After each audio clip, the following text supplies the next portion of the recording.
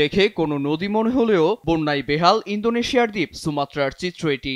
Cyclone Senyar আঘাতে বিপর্যস্ত দ্বীপটি।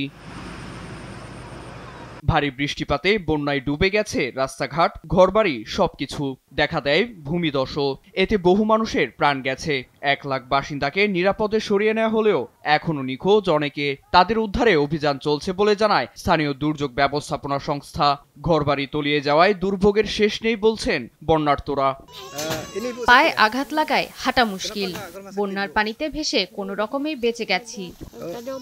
টানা বর্ষণে বিপর্যস্ত থাইল্যান্ডও। ভূমিধস ও বন্যায় ক্ষতিগ্রস্ত হয়েছে দেশটির 10টি প্রদেশের অন্তত 38 লাখ বাসিন্দা।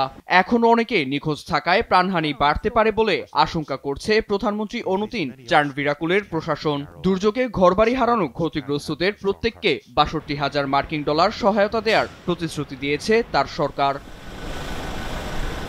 সাইক্লোন আঘাত হানে প্রতিবেশী মালয়েশিয়াতেও। প্রাণহানি কম হলেও ধ্বংসের পরিমাণ নজিরবিহীন। বন্যার পানি দেশটির উত্তরাঞ্চলীয় প্রদেশ পেরলিসের হাজারো বাসিন্দাকে বাস্তুচ্যুত হতে বাধ্য করেছে।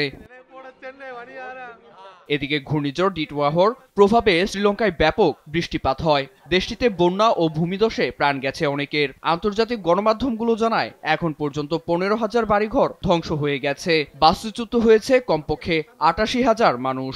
এছাড়া দেশের 1/3 মানুষ বিদ্যুৎ বিচ্ছিন্ন দিন কাটাচ্ছেন বলেও জানানো হয়। পরিস্থিতি বিবেচনায় সেখানে জরুরি অবস্থা ঘোষণা করেছে প্রশাসন। একদিকে মালাক্কা প্রণালীতে সাইক্লোন সেনিয়ার, অন্যদিকে ডিটওয়া।